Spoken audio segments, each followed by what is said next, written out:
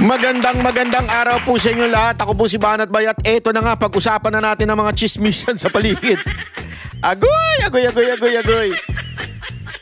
Alam mo, sabi ko nga sa inyo si Banat Bay ayaw niyan sa chismis. Ano ba ibig sabihin ng chismis? Chismis ay yung walang ebidensya. Oh. Pero this time, abay may nabasa tayo. Naku po, patay tayong bata ka. Eto na sinasabi ko eh. Huwag niyong ginagalit si Baste. Alam nyo, kayo mga chismoso, huwag ninyong ginagalit si Baste dahil si Baste, ayan ang tipo ng tao na yung karakter niyan, walang pakialam. Hindi huy sa politician, ika nga. Kita nyo naman nung nagalit siya kay Bongo, di ba? Nagsalita siya. Pero walang problema kung magbabati-bati sila. Di ba? Ganun naman siya. Yung bagang totoong tao, ika nga. Nung nagalit naman siya kay Aimee, ganun din. Binira niya rin, di ba? Walang ano siya. Yan ang gusto ko sa mga Duterte. Alam mo yon, particular dito kay Baste, pagka ano talaga, diretsuhan. Walang paligoy-ligoy. Ika nga hindi galaw politiko. Kasi alam mo, kahit po ako, mga kababayan, yan ang isang bagay na naasiwa ako sa mga politiko, yung they're trying to be nice because of politics. I hate that, sa totoo lang. Kasi sa akin, pag mali, mali.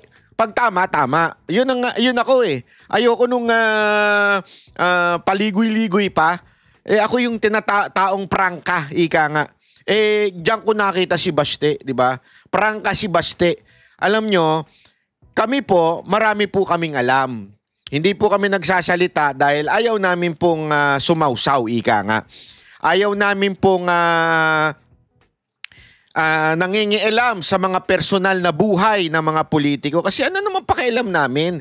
Di ba? Ano bang, una-una, anong pakialam natin kung isang tao, maraming lalaki, maraming babae, wala tayong pakialam dyan.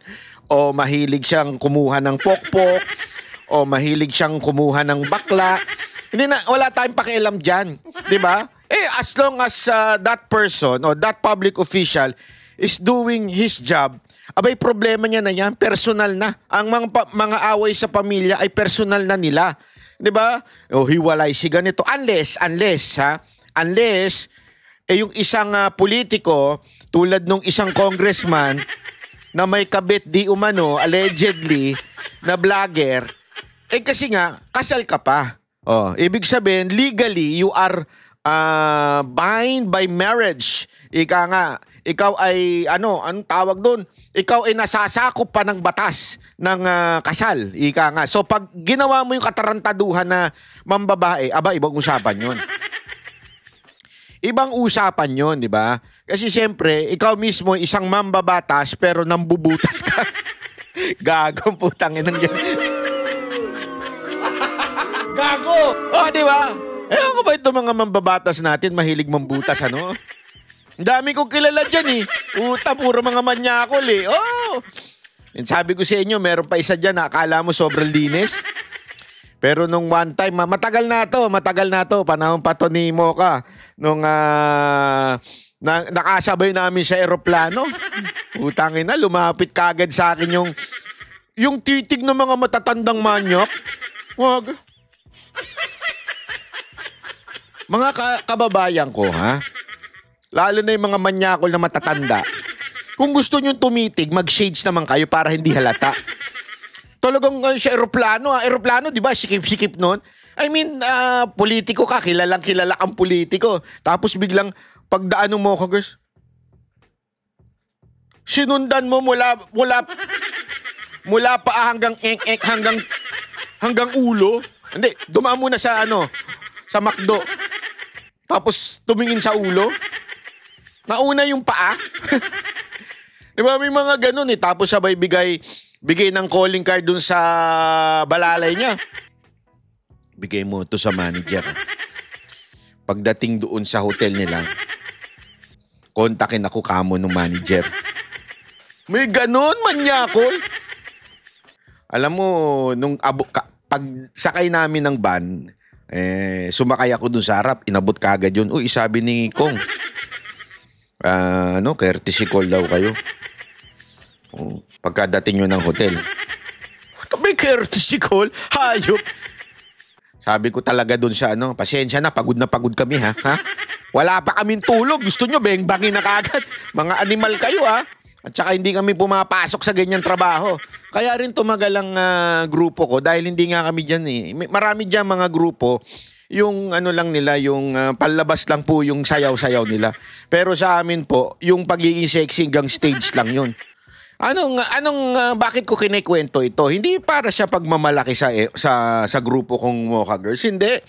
Kinikwento ko ito kasi ganyan talagang karakas ng ibang mga congressman natin. Alam mo, wala sana akong pakialam kung single ka. Kung maging manyak ang single, problema mo na yan. Kaskas mo sa pader. Pero kung manyak ka na may asawa ka na, tangin na ka.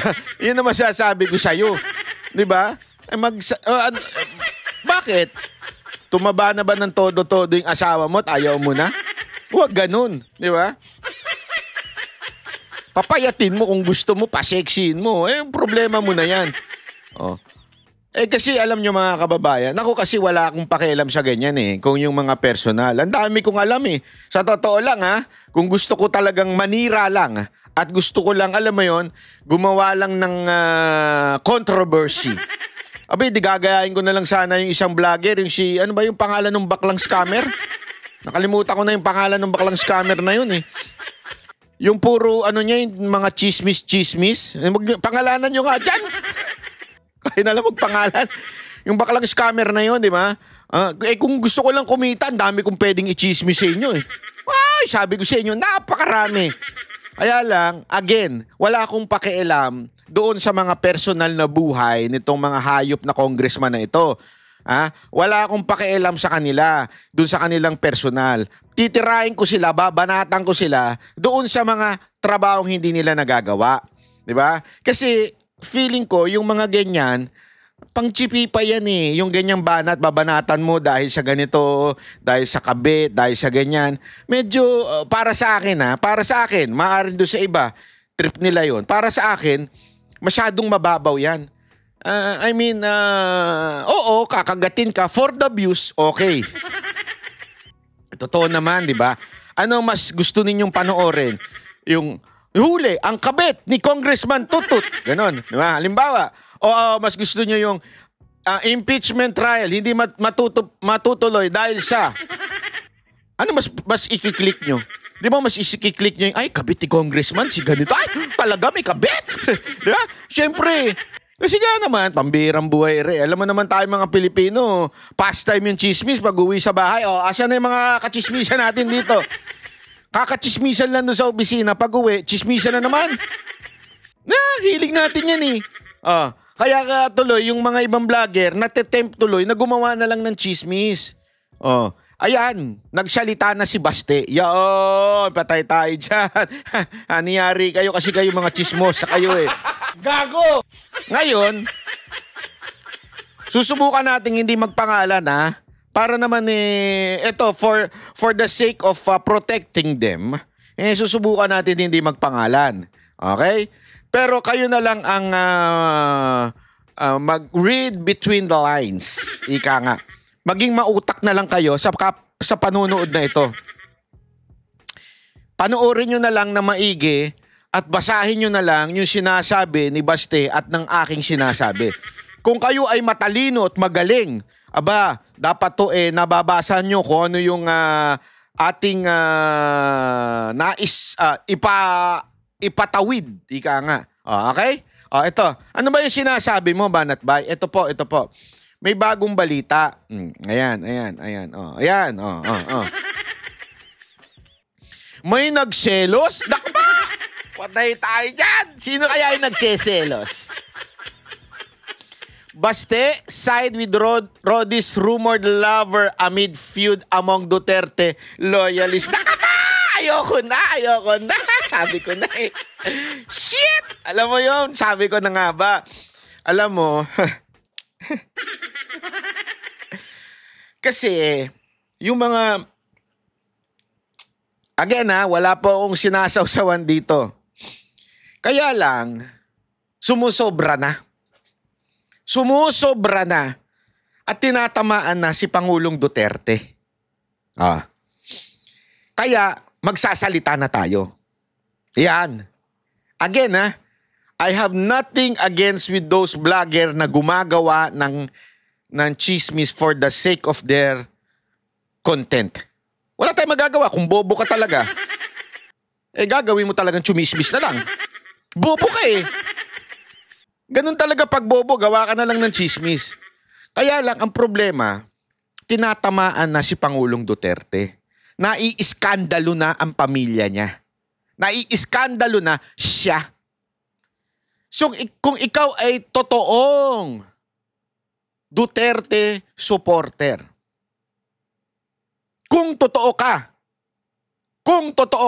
putang ina ka, tumahimik ka na. Bakit?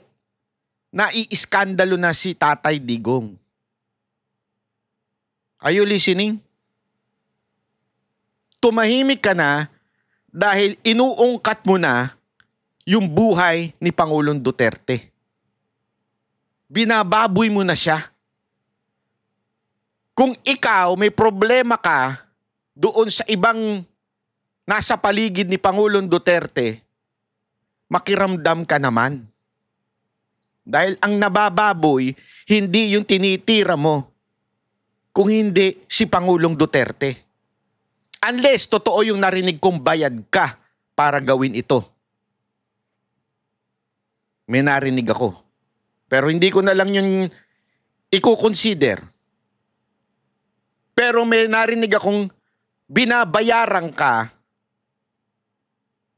ng isang taong nagseselos kay Pangulong Duterte. Ngayon, kung akala mo nakakatulong ka sa pamilya na Duterte, eto na yung anak ni Pangulong Duterte, nagsalita na. So this time, you better shut up ka na. Shut the fuck up. Pak, yung nagpapak ka ng ng gamit. Ganun. Ibig sabihin, lumayas ka na dyan. Bakit? Eto na sinasabi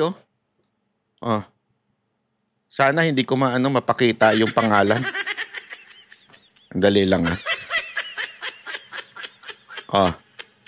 Sabi dito, Davao City Mayor Sebastian Baste Duterte appears to have thrown his support behind Cagayan de Oro Councilor Joylyn Gerly Balaba. Eto mga kababayan this is an open secret. Anyway, dilantad na naman ng iba A known ally of his father, former President Rodrigo Duterte, amid growing tension among Duterte's camp online supporter. So mainstream na kayo, mga animal kayo. In a recent Facebook post, the younger Duterte shared a video from Billionario News channel featuring Balaba's visit to the former president at the ICC Detention Center in The Hague, Netherlands. His caption read, "Kanang sigag langi..." Hindi ko na pasensya na, baka magkamali ako, hindi ko na babasahin sa Bisaya. Ang translation, "What I don't like are those who keep babbling nonsense." Yung mga ayaw daw niya ay yung mga taong putak lang ng putak. At ano yung pinuputak? May sense ba o wala? Nonsense. The post was widely interpreted as a dig at critics of Balaba, particularly online personalities. Among those who echoed Sebastian's sentiments was Duterte supporter Tio Moreno, who posted a similar video with the caption, "Buti pa si Gerly Balaba. Friends ni VPSD. Ang iba dyan, nga."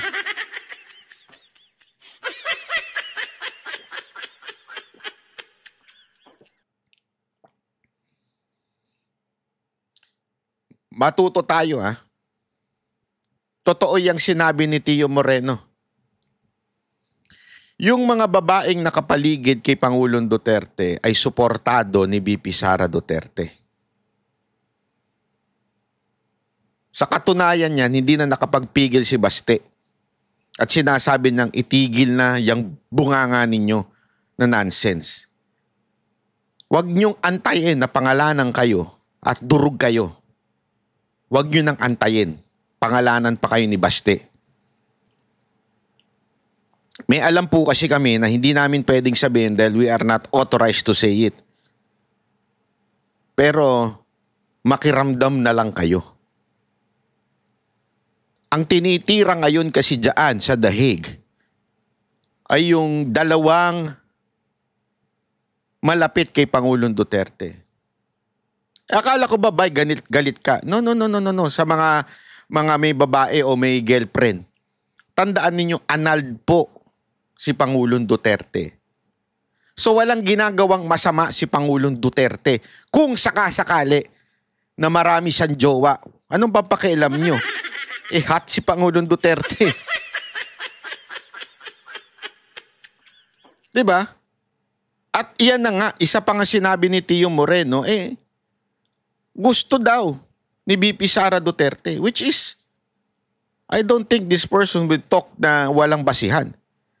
At alam ko rin, through confirmation, talagang walang problema si VP Sara Duterte at sila Baste doon sa mga binabanatan ng ilang mga chismosa at chismoso na mga tao dyan sa The Hague.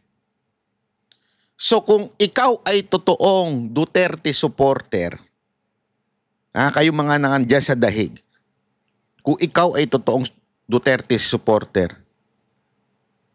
tumahimik na kayo dahil tinatamaan na ang pamilya Duterte. Kung talagang Duterte supporter kayo, tatahimik kayo kasi alam nyong pinagpepiestahan na ng media yung katulad nitong girlfriend. Dahil sa putang inang kadaldalan ninyo. So kung ikaw ay sunod-sunuran ka pa rin sa mga vlogger na chismosa, hindi ka talaga Duterte supporter, chismosa ka lang. Kahit si VP Sara Duterte, walang problema doon sa dalawang binabanatan dyan na tinatawag na girlfriend daw ni ni Pangulong Duterte. Kaya nga ang title nito may nagseselos. May nagseselos. At itong nagseselos na ito, may binabayaran.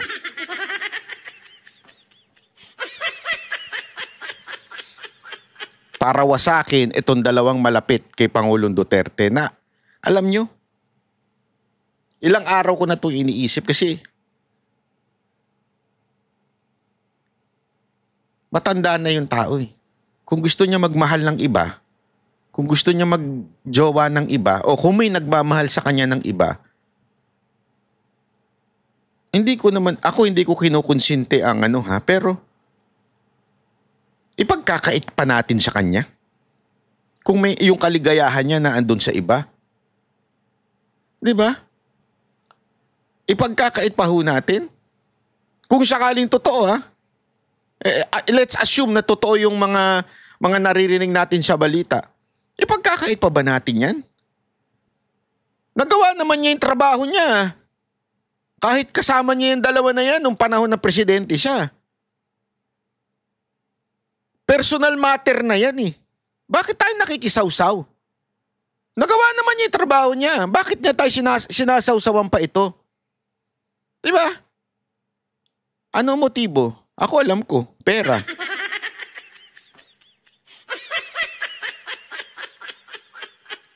Sabi ko sa inyo, alam ko yan . Jukebox yan .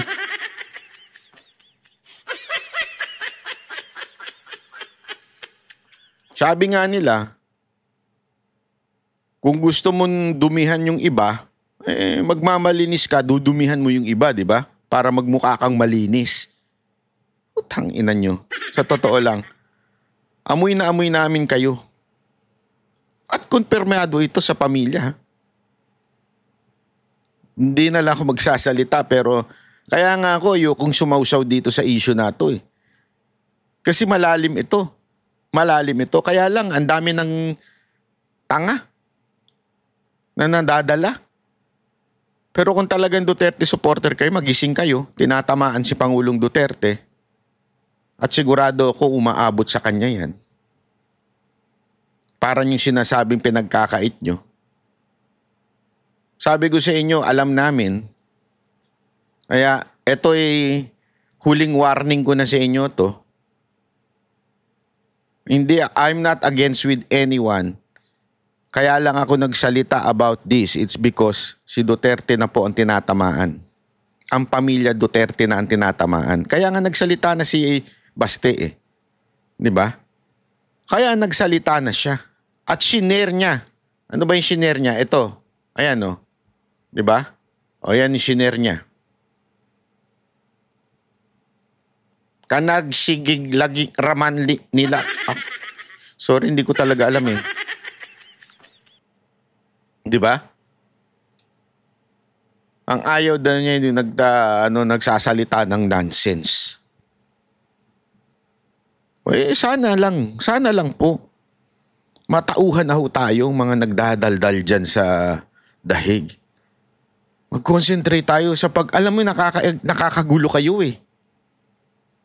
Nakakagulo talaga kayo. Yung mga sumasawsaw dyan, nakakagulo kayo. Mag-concentrate tayo sa paano ba mangyayari sa impeachment. Ang daming mahalagang issue sa lipunan. Tapos etong pinag-aaksayahan nyo, yung away ng ilang putang ina nyo talaga. Away ng pamilya kung meron man. Hindi nyo kasi alam eh, meron yan ng malalim na ano yan eh, malalim na usapin yan eh. Kaya nga dapat, wag nyo nang sawsawan. Wag nyo nang ungkatin. Hayaan nyo sila mag-usap-usap, pamilya nila yan eh, ba't nyo pa pinakikialaman? Di ba? Nagmamagaling kayo eh. As if concern kayo sa bayan, ulul. Concern kayo sa views nyo. Concern kayo dahil bayad kayo para siraan ng pamilya.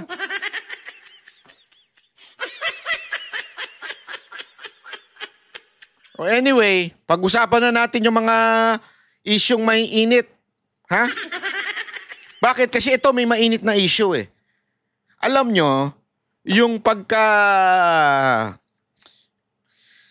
pagka-disqualify kay Duterte party list at pag-disqualify dito kay Uy. Diba? Sino si Congressman Uy?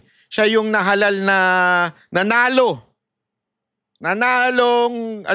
congressman sa Maynila. Biglang sasabihin ng COMELEC, hindi tama yung yung pagkakandidasi mo. So tanggalin ka na, si Abante na lang uli congressman. Mga kababayan, malaking issue ito. Malaking issue ito. At sa tingin ko, opinion ko lamang to, may kamay dito si Speaker. Diba? Opinion ko lamang to ha. This is just an opinion and it might be wrong. Pero sa tingin ko, naku po, may kinalaman ba dito si Speaker? Ako'y nagtatanong lang. Tinatanong ko dito, COMELEC Chairman, kinausap ka ba ni Speaker?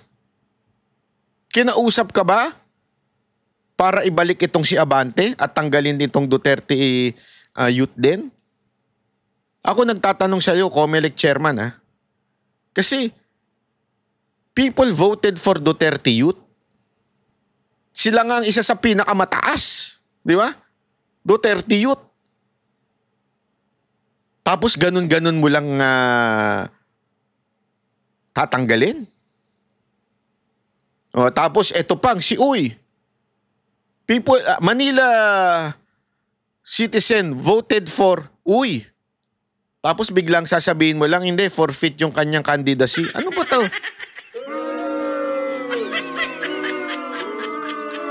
Dahil ba maraming ginawa si Abante? Again this is a question. Sana wag ganito. Pakinggan po natin itong paliwanag ni ni Cardema. May punto siya dito eh. Bakit? Ito ay pwedeng gamitin kay VP Sara Duterte sa 2028. Kunwari nanalo siya.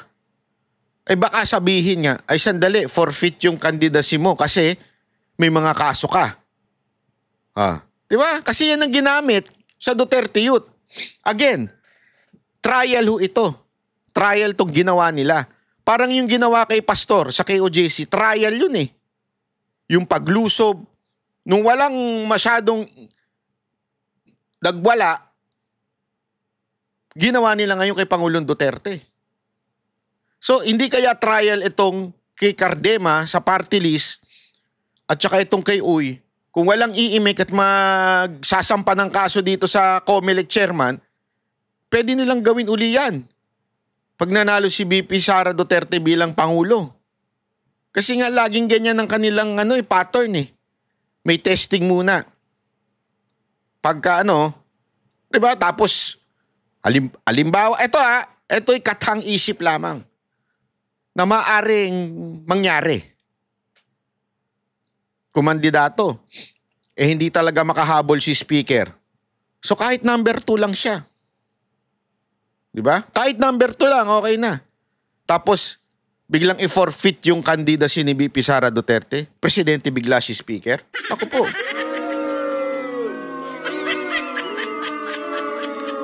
At remember at that time, they're still in power. The command from the police and the AFP ay nasa presidente pa, na kay Marcos pa. So kung sino ang pumalag, pwedeng ikulong kaagad. Di ba? I mean, ito'y katang-isip lang. Opinion ko lang to na maaring mali, maaring hindi mangyari. Pero kung iisipin mo, kasi yung mga, sabi nga nila, yung mga imposible, nagawa nila eh. Imposibleng bitbitin si Pangulong Duterte, nagawa nila. Imposible ma-impeach si VP Sara Duterte kasi unity, nagawa nila. So lahat ng imposible, kaya nilang gawin. Di ba? Panoorin natin to. Kasama po natin ang chairperson ng Duterte Youth Party List. Ukol pa rin po dito sa desisyon nga po ng COMELEC 2nd Division at tatanungin po natin ang kanilang reaksyon. Sir Ronald Cardema, magandang umaga po. Good morning po, ma'am. Good morning po, sir. Thank you for being on the show. Nagdesisyon na nga po ang COMELEC 2nd Division. Kinansela po ang registration ng Duterte Youth Party List. Ano po ang reaction niyo, sir? Masabi ko, kalokohan yun. Una, ang naging boto ay 2-1. Kasi 3 lang sila sa division. Dun sa 1, yung bumoto para sa atin, yung mismong presiding commissioner ng division. At kami nga nagpapasalamat kasi kinontra mismo ng presiding commissioner lahat ng sinabi ng dalawa. Ang sinasabi lang kasi ng mga petitioner laban sa atin, noong 2019 daw, unang-una meron daw tayong hindi pinablish sa dyaryo. Tapos meron daw tayong hindi ginawang hearing. So yun yung sinasabi ng dalawang commissioner. Alam niyo yung sabi mismo ng presiding commissioner sa pagkontra niya dun sa dalawa, naka-state naman sa dissenting opinion, it is never the fault of Duterte Youth Party List. Because under the party list law, it is actually the COMELEC who is required to publish. Ayan, nalinaw niyan. Yung sinasabi ng dalawang commissioner, 3 daw yung commissioner. Yung pinaka-head doon, nung committee na yon, mismo nagsabi, walang problema yung sinasabi niyong publication kasi nasa batas natin ang magpapublish ng publication na Duterte Party List ay tayong COMELEC. Mismong head noong committee na yon. Yung dalawa, ewan ko kung in-appoint yun ni Marcos. The name of Duterte Youth Party List. And kung nakalimutan ni COMELEC, hindi kasalanan ni Duterte Youth yun. Kasi lahat naman ng pinapapublish ni COMELEC sa atin, lahat yun pinablish natin. Lahat ng notice of hearing, lahat ng hearing, inatanda natin.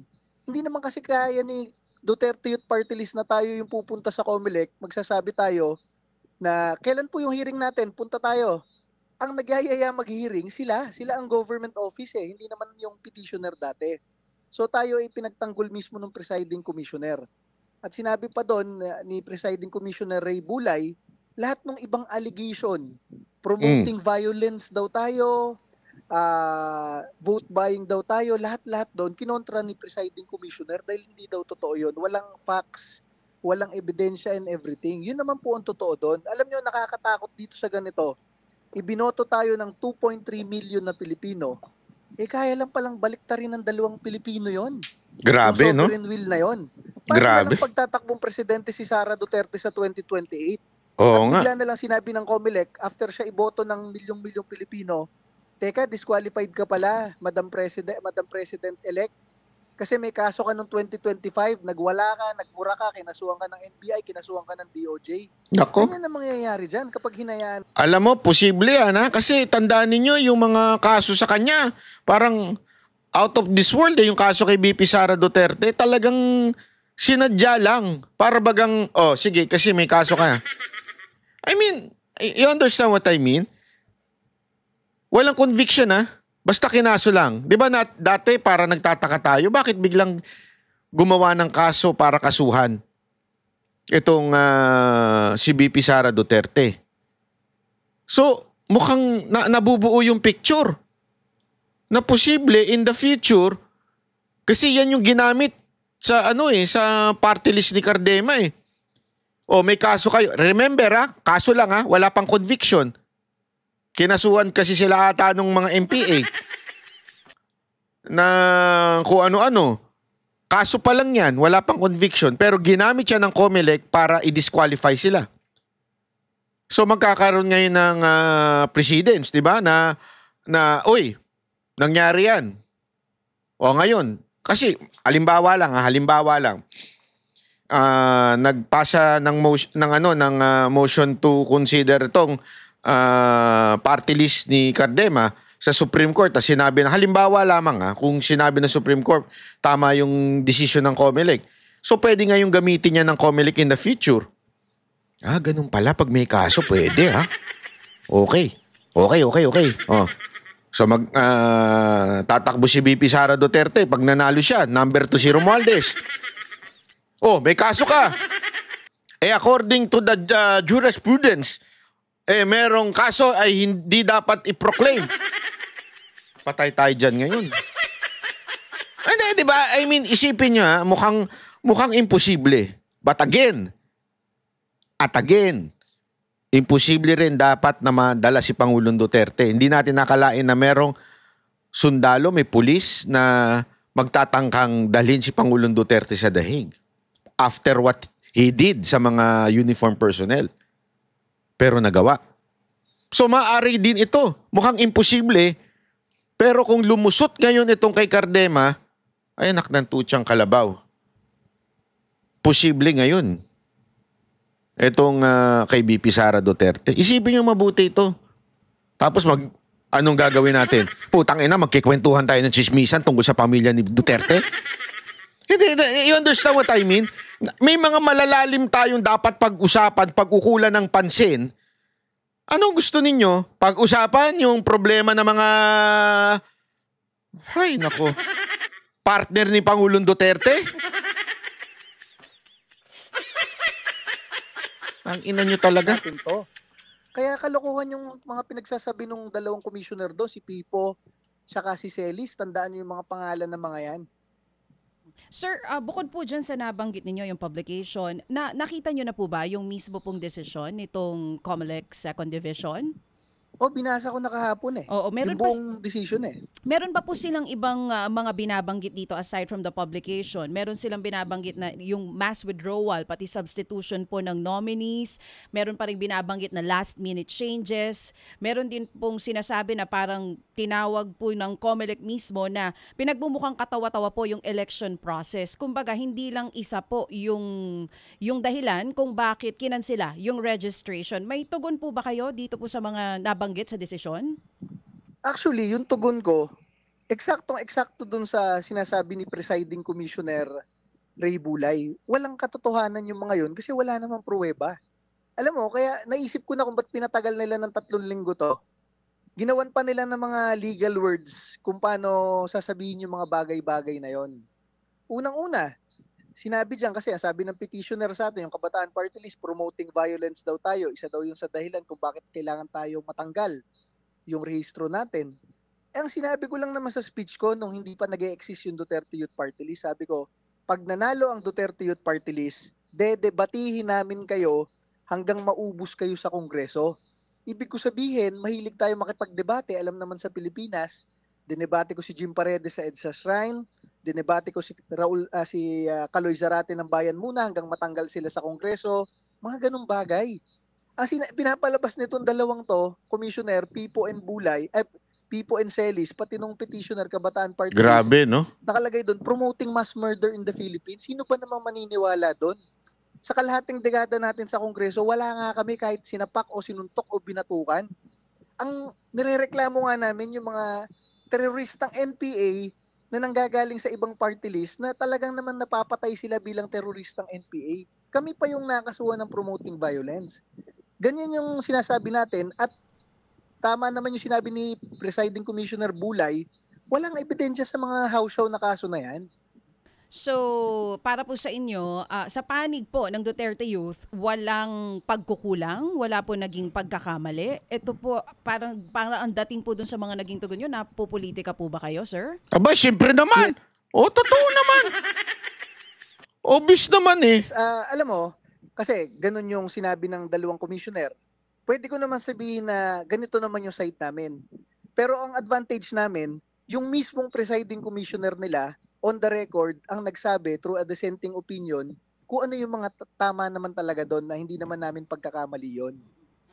Ang sabi naman po kanina, kausap namin si Comelec Chairman Attorney George Garcia, pwede pa po ito for motion for reconsideration. Ay, yun din po ba ang plano ninyong gawin? Yes, we are allowed by law to file a motion for reconsideration within 5 days. So until next week, pwede tayo mag-file. And after 5 days, ma-file natin yon, i-hearing naman yon sa Comelec and Bank. So normally, tumatagal ng buwan yan, pero sa ganitong mapulitikang bagay, baka magulat kayo, 1 linggo lang may desisyon na agad yung NBank. So bantayan nyo. Pero most likely, lalampas yan doon sa June 30 na assumption date. Kaya matatanong natin sa Comelec, nakasaad sa Constitution na kapag ang nanalo ay, kapag ang isang kandidato ay nanalo, kailangan nyo iproklama. Tapos, pag yun na-proklama, kailangan sa June 30, mag-assume siya ng kanyang 3-year term sa opisina niya sa gobyerno. So, ang tanong, bakit hindi nyo ini-issue yung proclamation nung May 19? Eh, nakalagay sa rules ng Comelec, kahit may kaso, basta walang final decision, kailangan iproklama. Kaya nga, masabi ko, noong June 19, kailangan nila ilabas yung Certificate of Proclamation. Ang sabi nila may pending na kaso. Kahit nagdesisyon yung division kahapon, hindi pa rin final yun. Kailangan pa rin nilang ilabas yung Certificate of Proclamation. Ang inaantay yata nitong Comelec, maging pabor sa kanila kung kailan lang nila ilalabas o hindi na ilalabas. Yun yung TRO nating hinihingi sa Supreme Court na kailangan ilabas ng Comelec dahil nanalo naman talaga tayo. Hindi naman nila pwedeng parang burahin na lang yung panalo natin. Nanalo talaga tayo. And they are required to produce that Certificate of Proclamation hanggat walang Grabe, no? Sa ating kaso. So, kumbaga po, Sir Ronald, dapat proclamation forthwith. Parang ganun ang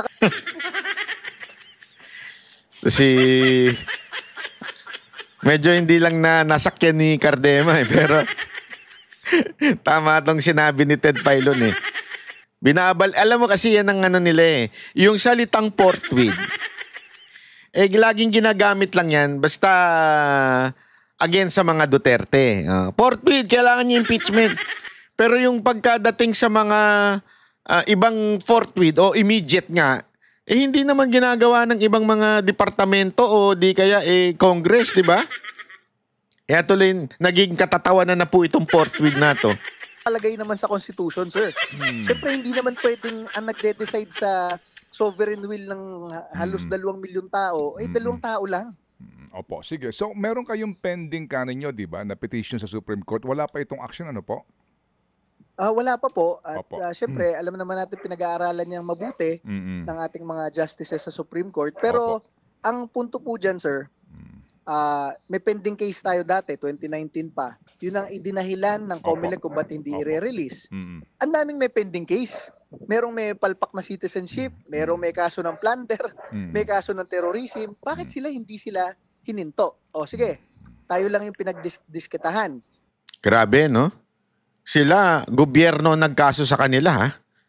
Ng terrorism, ha? Gobyerno nagkaso dun sa mga party list na makakaliwa. Ito, ang nagkaso sa kanya, yung mga makakaliwa. Pero dahil sa putang inang politika ninyo dyan sa Kamara, ang tatanggalin ninyo ay yung kakampi ng mga uniform personnel. Binoto sila ng uniform personnel eh.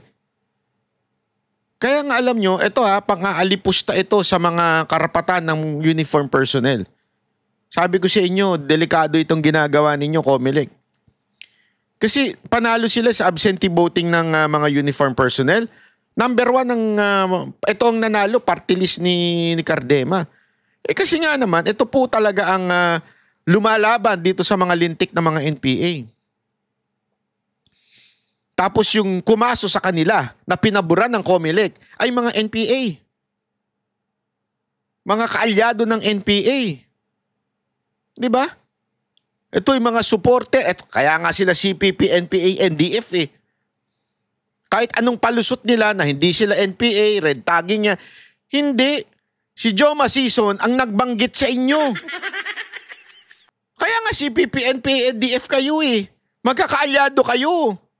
Tapos yan ang papaboran ng COMELEC. COMELEC chairman, ano na nangyari sa'yo? Pumapabor ka na ngayon sa mga makakaliwa? Sa mga are you? Nako, ayoko mag-isip na masama Ayoko mag-isip na masama pero hindi tama yan, sir. Kahapon nag-release yung division na tayo i-disqualified sa division nila. Hindi pa rin final yun. Kailangan nyo pa rin i-release yung certificate of proclamation dahil nanalo naman talaga. Opo. So, MR po natin next week. Opo. So, baka patagalin nila yan. Malay natin, 1 linggo, may decision na yung NBank. Tanggal na naman tayo sa NBank. Itataas naman natin sa Supreme Court yan na hindi walang basis yung pagkansela sa atin. So, ang totoo po dyan, sila tong gumagawa ng mockery of the elections. Ayaw nilang ilabas yung certificate of proclamation, hindi tayo ang nagmamak sa election po na ito. Sige po. So, kumbaga, you are going to exercise lahat ng mga legal remedies dito po sa inyong kinasadlakan nga ngayon sa COMELEC. Ngayon, sir, panghuli na lang po ito. Ano ho ba ang inyong katwiran? Ano ba ang katwiran po nitong si Ma'am Drixie? Opo, Drixie May S. Cardema kasi yung nakalagay doon sa kona po ninyo, di ba? At ito po ay meron pong inilabas na actually liham lang naman ng COMELEC at hinihingi ng paliwanag itong si Ma'am Drixie kung bakit siya gumamit ng Cardema hindi naman daw yung kanyang apelyido o hindi naman po ito kumbaga kahit na asawa o anuman, wala pong Cardema, hindi siya Cardema eh. Ano pong paliwanag nyo? Yes, alam nyo, pinaliwanag na namin yan 3 years ago pa. Kaya nga nagtataka ako dito sa COMELEC eh. Nag-request kami sa Kongreso na yun ang gamitin niyang political name. Bakit?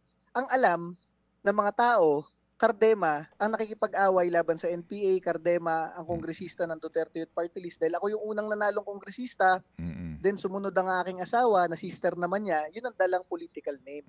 Sa Kongreso po, every start of the term, makikita nyo napakaraming sulat sa SecGen, at sa Secretariat ng Senado kung ano ang gagamiting political name.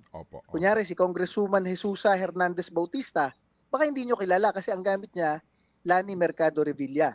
Baka hindi nyo kilala si Mayor Mortel Bautista kasi siya si Mayor Strike Revilla ng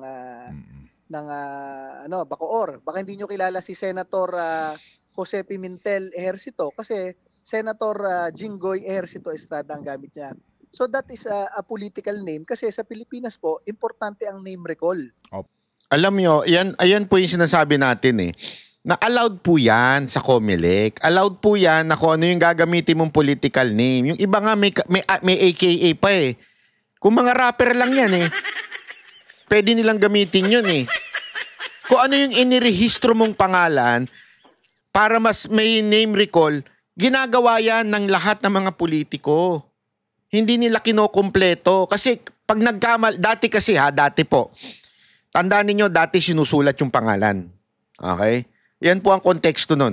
Dati sinusulat po yung pangalan. So kailangan, kasi yung iba kilala, halimbawa, Robin Padilla. Ang totoong pangalan niya, di ba, Robin Hood. So kung ito yung nung unang panahon na hindi pa yung sinishade-shade, pag isinulat Robin Padilla, ang pangalan ni Robin Padilla Robin Hood Padilla, hindi makakount sa kanya yon. So kailangan niya i-rehistro yung Robin kahit hindi niya pangalan yon. Nagigets nyo? Yun yung dati na isinusulat pa. Ngayon, sinishade na lang. So mas madali nang maano ngayon. Kaya nga, ibig ko lang sabihin, lahat po, marami po ang gumagawa ng ganyan. Bakit ito lang si Cardema ang pinag-initan kung sakaling ginamit yung kanyang apelido na Cardema? Di ba? Pwede mo ikatalo yan. At ang nagtataka ko dito sa COMELEC, Congresswoman Drixie Suarez Cardema is the Vice Chair of the House Electoral Committee. Ibig sabihin siya yung isa sa nagsusupervise sa COMELEC. Sa lahat ng sulat ni Congresswoman Cardema sa COMELEC, in the past 3 years, at sila ay nagre-report kay Congresswoman Cardema, Congresswoman Drixie Suarez Cardema naman ang gamit niya talaga kasi yun ang political name sa Kongreso. Inisyuhan pa siya ng ID ni Speaker Romualdez kasi nga in-apply niya yung political name na yon. Ito gagawing issue nitong mga to. Ang sinasabi ko nga dito sa COMELEC, nire-raise na namin yung ibang issue na mas importante, yung merong apektado ang buhay ng Pilipino, katulad na sa Kabataan Party List, ni-rate 3 beses yung member nila. Ayaw kami pansinin naman ni COMELEC. Grabe, no? Mas issue sa COMELEC yung pangalan na allowed naman kaysa doon sa may isang grupo na mismo talagang merong nangyaring kaharasan. Karahasan. Tama. Diba meron mismong panggagahasang nangyari doon sa kanilang party list. Doon sa kanilang grupo. Kaya nga nila biglang tinanggal eh. Bigla lang nilang tinanggal. So dapat nga yun ang mas alam mo yan, hindi ko sinasabing i-disqualify yung because of that ha. Pero dapat yun ang mas pinagtutuunan ng pansin. Diba? May kaso yun. So, pero anong pinagtutuunan ng pansin ng COMELEC? Yung pangalan ng Cardema. Yung hindi pag-publish. Na puro naman yun, legal. Etong ginagawa ng mga makakaliwa, puro illegal. Tapos hindi nila pinupuna. Ano to? COMELEC, mukhang ano kayo ah. Hindi, dalawa lang yan eh. Nautusan kayo? Nung kataas-taasang Panginoon nila dyan sa kamera? O baka naman, membro na rin kayo? Ano sa tingin nyo? Kayo nga sumagot mga kababayan? Kayo nga sumagot? Ano sa tingin ninyo? Oh. Kami lang talaga tinitira ni COMELEC kasi alam nyo naman talaga, kami nag-file ng attempted na impeachment laban sa presidente. Yon! Gago! So malamang sa malamang, I don't think makakaliwa si COMELEC chairman eh. Mukhang ginamit lang nila. Hilig kasi nilang gamitin to mga lintik na mga makakaliwa eh. Dahil nga, ito ang nag-file ng impeachment.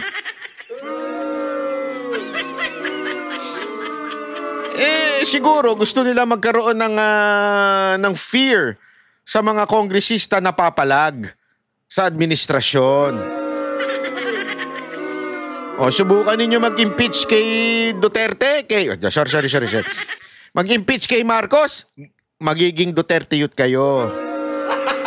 Gago! Ganon siguro ang gusto nilang ipahiwatig, mga kababayan. Sa tingin ko, yan ang pinakapunot dulo nito eh. Ikaw kasi Cardema eh.